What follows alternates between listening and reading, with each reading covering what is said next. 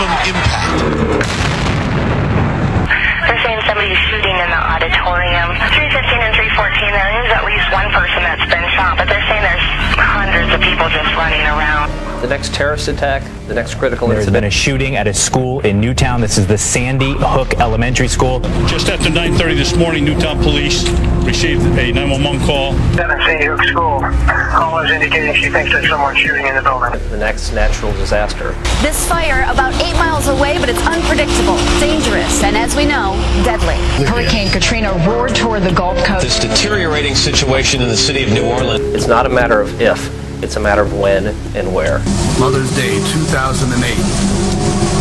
The city of Palm Bay, Florida is suffering from the most devastating outbreak of wildfires in its history. And we must be prepared to handle that situation no matter where it is and when it comes. Go to Coach Street! Shots fired, he's down! 911. There's a man with a gun shooting at Friendly Park. Did he shoot at anybody? They're shooting at kids. They're shooting at kids? 911, do you need police fire? Oh my God, I need an ambulance quickly. For those of us in the public safety field, we know that how we train is how we respond in real life. So we want to make our training as realistic as we can so our men and women are better prepared when that time and place does come, that they will handle that situation. I also got information that one of them had been shot and is laying somewhere outside. The caller has to keep the cell phone on and out depending on where the shooter may be. Hey, let me know about that hostage. Hostage, right there, hostage. What we have out on the west end of Palm Bay is a 40-acre training facility. Originally set up as a police gun range, but now it has evolved into a complete training facility, not only for police, but for fire, medical, and anybody else, to include the military, that needs to come out and handle situations and train for those situations. The facility encompasses both shooting ranges, classrooms, Wi-Fi access. We have places to land helicopters, places for fire engines to deploy.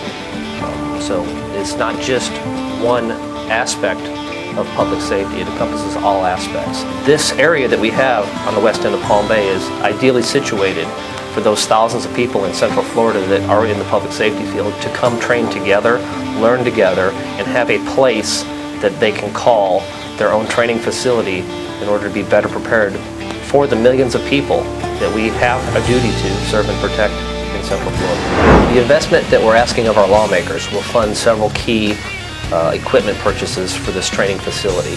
One of them is a 300-degree simulator.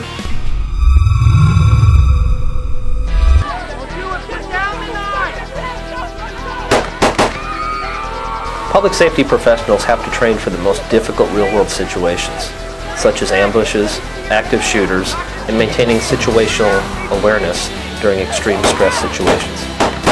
Our officers' presence, their verbal skills, and their less lethal and lethal and deadly force options can all be tested in this 300-degree simulator. One of the other investments we'd like to make is in a turning target system. That turning target system tests an officer's split-second decision-making ability and his or her ability to distinguish between a real threat and an innocent person or victim. Another mission-critical tool is a moving target system.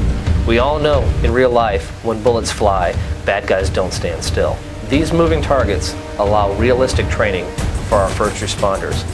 In this shoot house, we can create any kind of worst-case scenario that we may be involved in, whether that would be an active shooter in a school, a gunman in a hospital, a domestic violence barricaded person in a home with hostages, or a number of other incidents that we could run into. This shoot house allows us to prepare our first responders to handle those situations.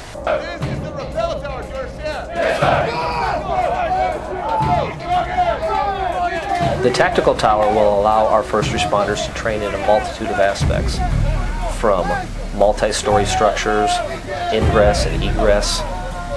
Both police and fire rescue professionals can use this structure. It can simulate having to take a patient out of a third-floor window because there's a fire below them. It can simulate our law enforcement officers having to go into a second-story building where the first floor is blocked. It allows not only those type of situations, but it brings a team building and confidence setup in handling heights at 60 feet and other aspects that we don't get to train at too often because we don't have those facilities here.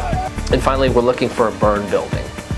What this burn building will do is allow our public safety professionals to train in situations where we have active fires to structures. It provides both police and firefighters with realistic opportunities to acclimate to fire or other hazardous environments that may also require rescue of trapped victims. We've seen this before in Columbine, where they set up propane tanks to explode. Thankfully, they did not. But this is just another situation where not just fire have to go into a burning building nowadays. With any kind of IED or other explosive device that bad guys are using, unfortunately, today, we need to be prepared in all of public safety to be able to handle those situations. With the latest advancements in technology, training tools have become more valuable and have the ability to make a dynamic improvement in the overall performance of the first responder. When added to the current inventory of available resources, these components collectively can work together to create a regional training complex that will reach thousands of public safety professionals.